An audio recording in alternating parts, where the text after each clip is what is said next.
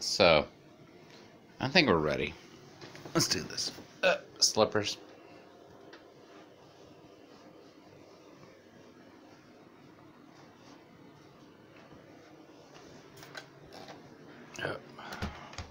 Seat.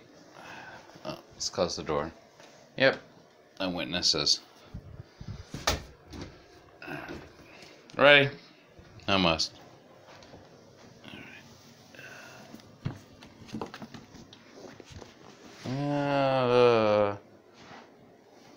Hold on.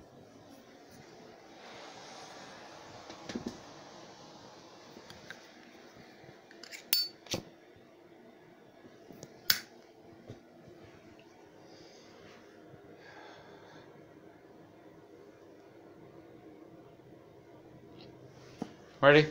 Alright. I'm looking. To it.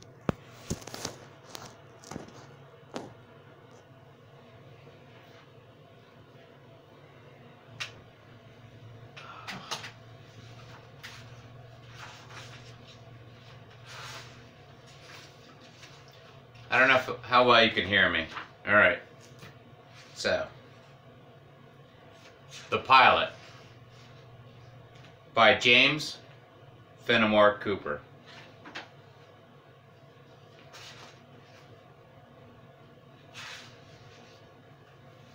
Chapter 1. Blue waves, incessant rolling, rudely dashed against her sides, according to a song. A single glance at the map will make the reader acquainted with the position of the eastern coast of the island of Great Britain, as connected with the shores of the opposite continent. Together they form the boundaries of the small sea that has for ages been the boundaries of the known to the world as the scene of a maritime exploits. I know it's kind of hard to read. I'm sorry. Wait for it. And as the great avenue through which commerce and war have conducted the fleets of the northern nations of Europe. Over the sea, the islanders long asserted a jurisdiction is exceeding that which reason concedes to any power on the highway of nations, and which frequently led to conflicts that that caused an expenditure of blood and treasure utterly disproportionate to the advantages that can ever rise from the maintenance of a useless and abstract right. I'm not sure I understand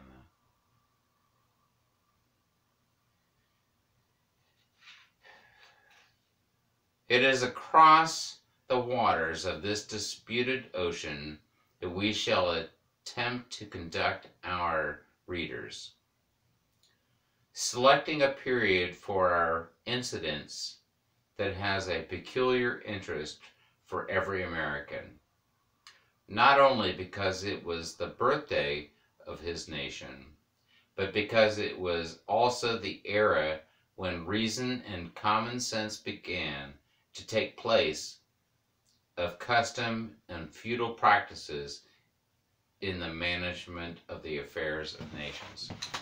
That's pretty crazy shit. I don't care what you're saying. I could probably read that again, but I won't.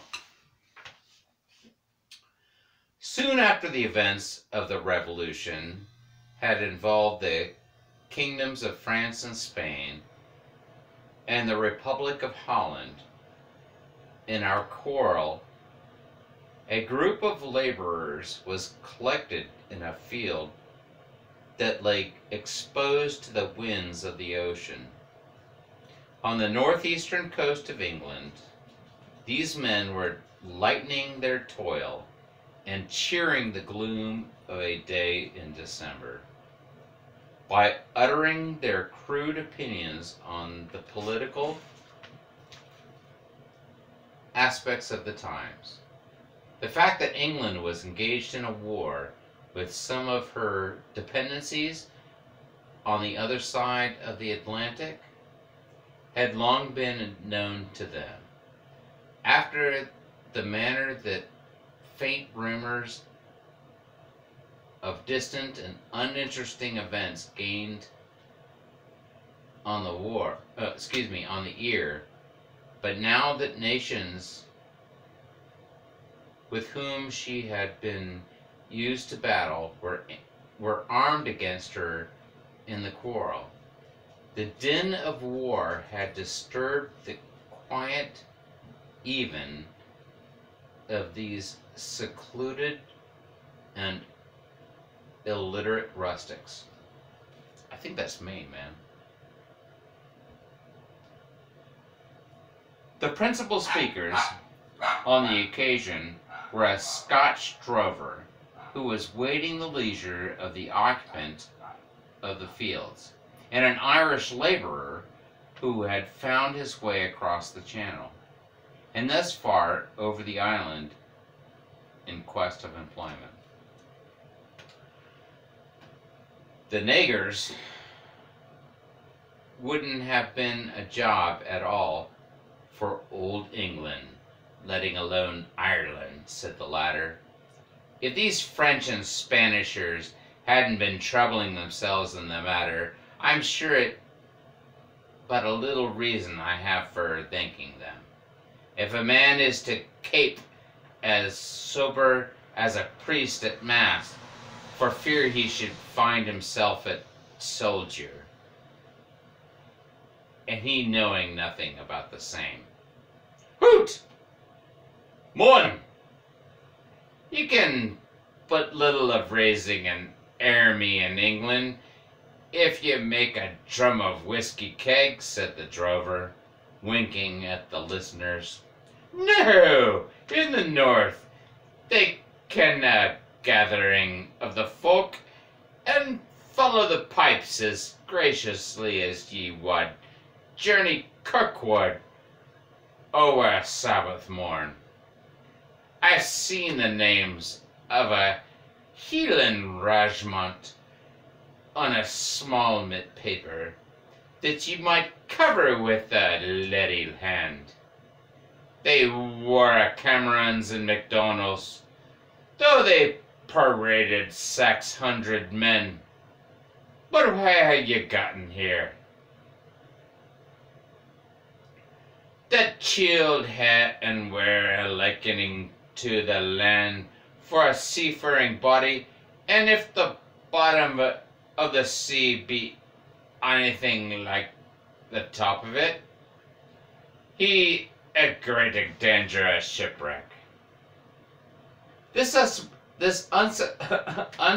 unexpected change in the discourse drew all eyes on the object towards which the staff of the observant drover was pointed.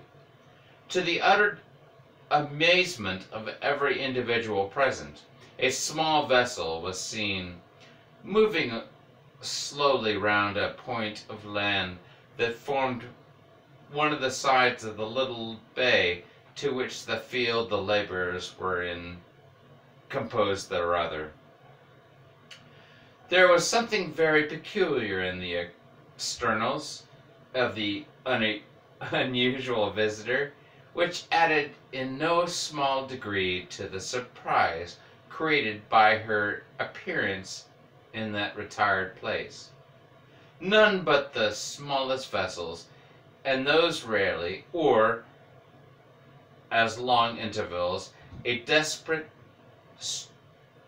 smuggler, were ever known to venture so close to the land, amid the sandbars and sunken rocks with which the immediate coast abounded. These adventurous mariners, who were attempted this dangerous navigation in so wanton and apparently so heedless a manner, were in low black schooner, whose hull seemed utterly disproportioned to the raking mass it upheld, which in their turn supported a lighter set of spars that tapered away until their upper extremities appeared no larger than the lazy pennant that in vain endeavored to display its depths in the light breeze.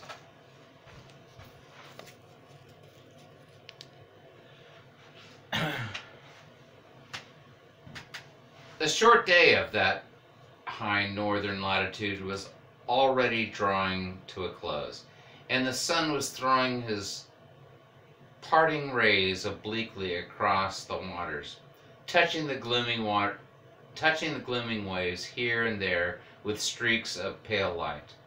The stormy winds of the German Ocean were apparently lulled to rest, and though the incessant rolling of the surge on the shore heightened the gloomy character of the hour and the view,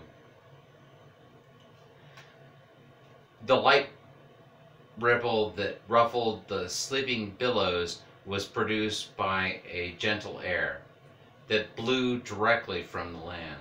Notwithstanding this favorable circumstance, there was something threatening in the aspect of the ocean, which was speaking in hollow but deep murmurs, like a volcano on the eve of an eruption, that greatly heightened the feelings of amazement and dread with which the peasants beheld this extraordinary interruption to the quiet of their little bay.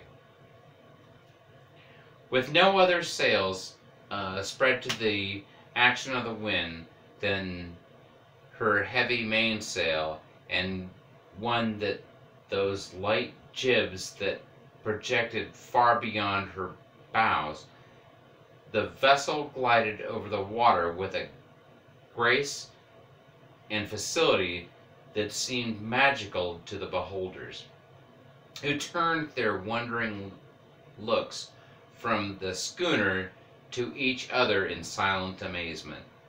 At length the drover spoke in a low, solemn voice.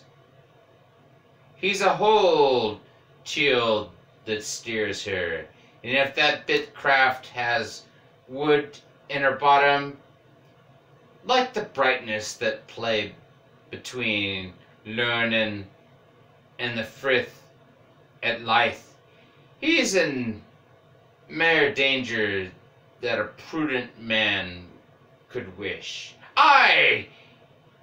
He's by the big rock that shows his head when the tide runs low.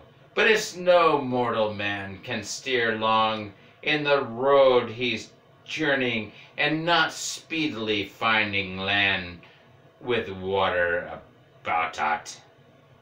The little schooner, however, still held her way among the rocks and sand pits, making such slight deviations in her course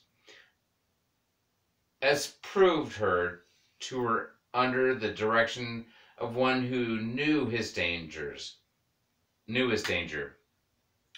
until she entered as far into the bay as prudence could at all justify, when her canvas was gathered into folds, seemingly without the agency of hands, and the vessel, after rolling for a few minutes on the long billows that hove from the ocean, swung round in the currents of the tide, and was held by her anchor.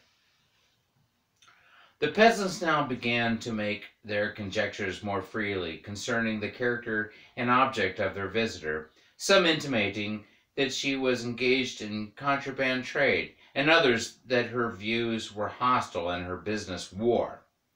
A few dark hints were hazarded on the maternity of her construction, for nothing of artificial formation, it was urged, would be ventured by men in such a dangerous place, at a time when even the most inexperienced landsman was enabled to foretell the certain gale. The Scotchman, who to all the sagacity of his countrymen added no small portion of their superstition, leaned greatly to the latter conclusion, and had begun to express the sentiment warily and with reverence, when the child of Aaron, who appeared not to possess any very definite ideas on the subject, interrupted him by exclaiming, "Faith! There's two of them, a big and a little. Sure the bogles of the sea likes good company the same as any other Christians." "Twa!" echoed the drover. "Twa!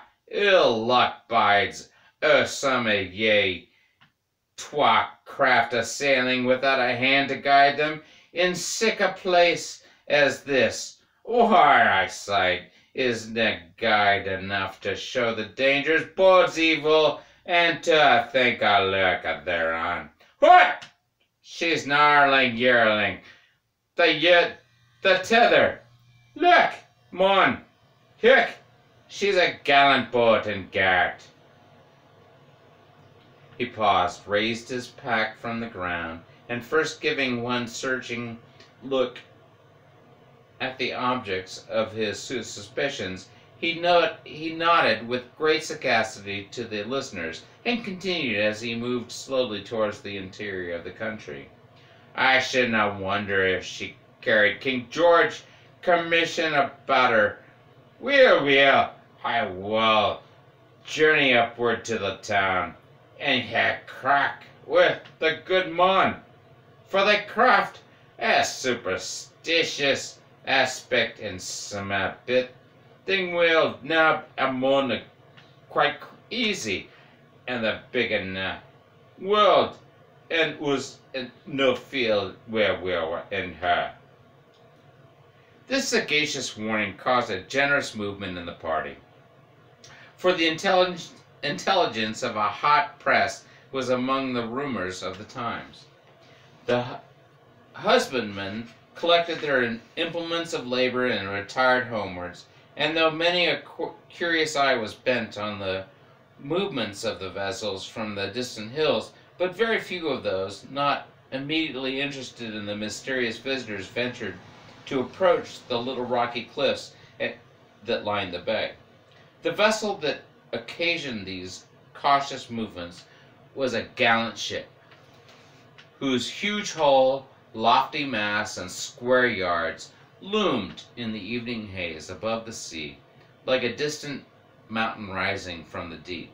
She carried but little sail, and though she warily avoided the near approach to the land that the schooner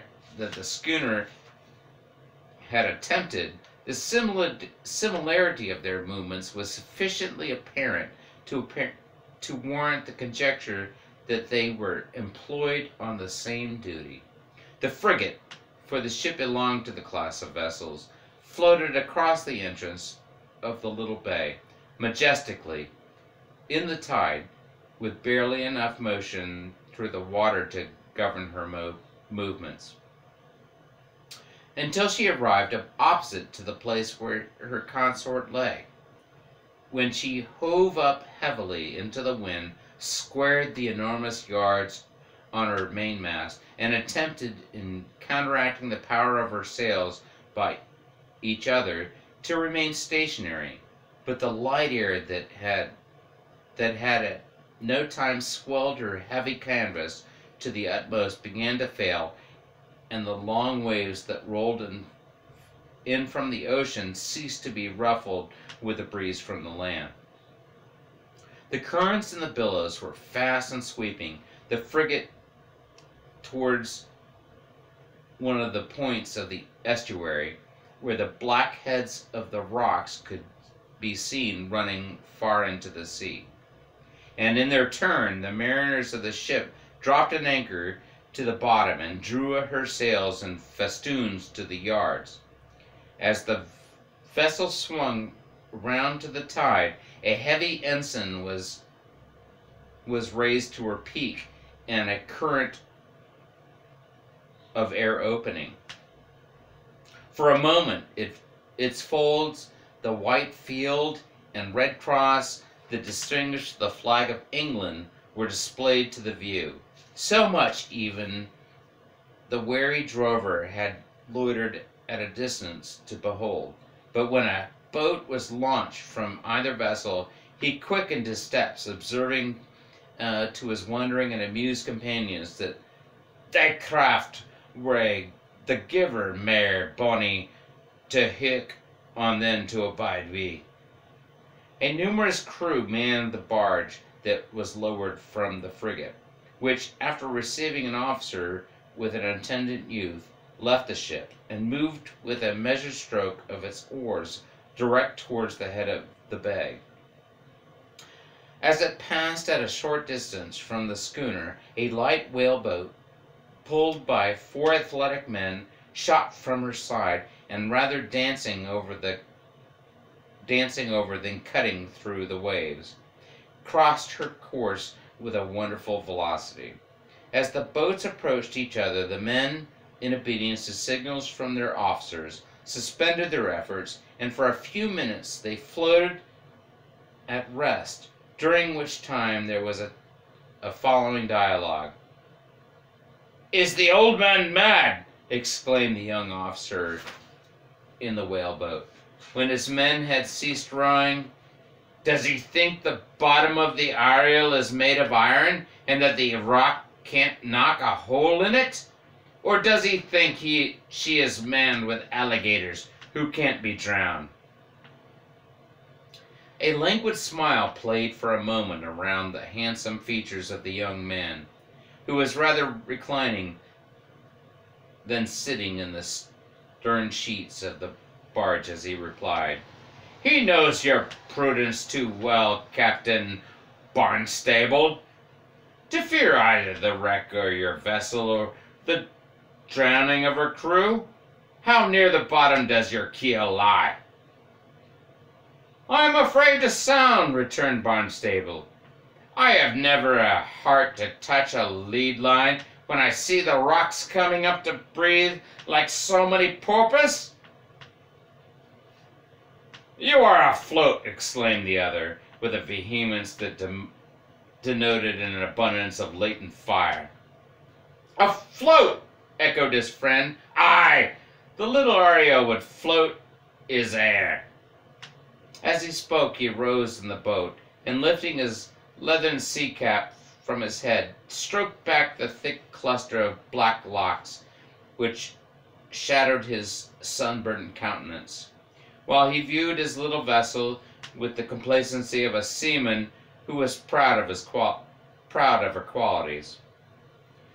"But it's close work, Mr. Griffith, when a man rides to a single anchor in a place like this, and it's such a night fall. What are the orders?" "I shall pull into the surf and let go a grapnel. You will, Mr. Mary, into your whaleboat and try to drive her through the breakers on the beach." "Beach!" retorted Barnstable. "Do you call a perpendicular rock of 100 feet in height a beach?" "We shall not dispute about terms," said Griffith, smiling. "But you must manage to get on the shore. We have seen a signal from the land and know that the pilot, whom we have so long expected, is ready to come off."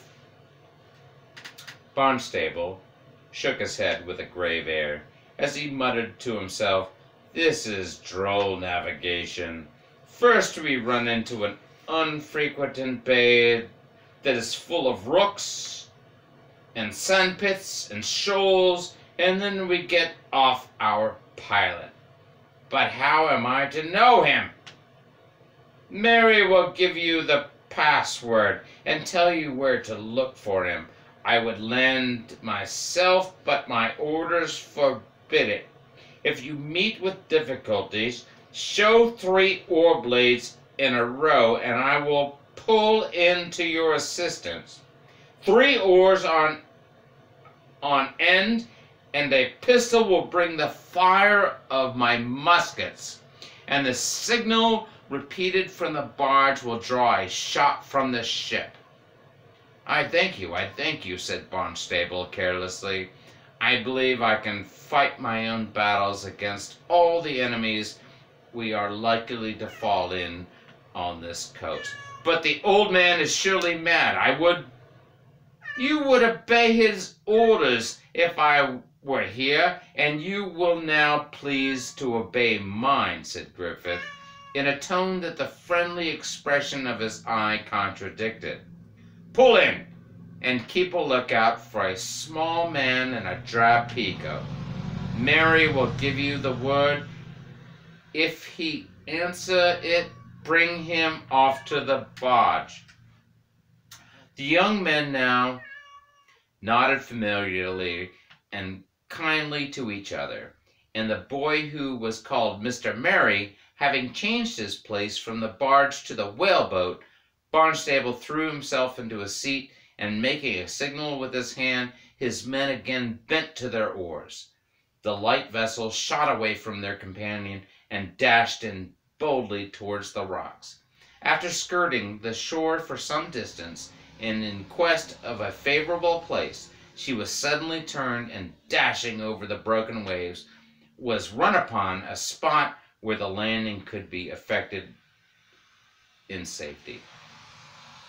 In the meantime, the barge followed these movements at some distance with more measured progress, and when the whaleboat was observed to be drawn up alongside of a rock, the promised grapnel was cast into the water, and her crew deliberately proceeded to get their firearms in a state for immediate service.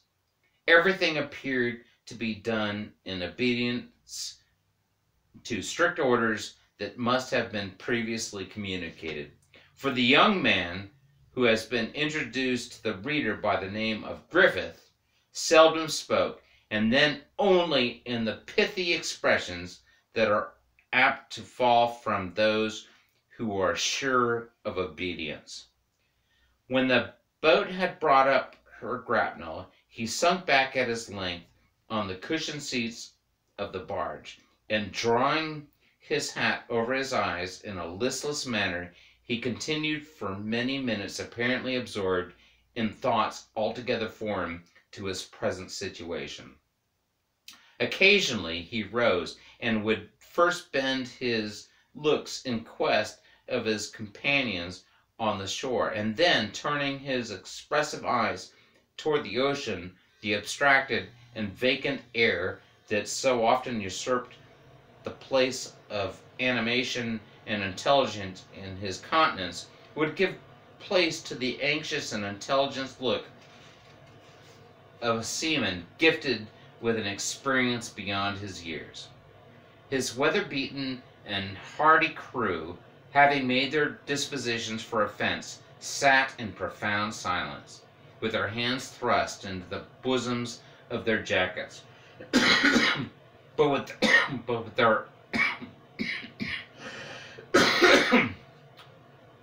their eyes earnestly regarding every cloud that was gathering in the threatening atmosphere, and exchanging looks of deep care whenever the boat rose higher than usual on one of those long, heavy ground swells that were heaving in from the ocean with increasing rapidity and magnitude. Chapter 1. Thank you.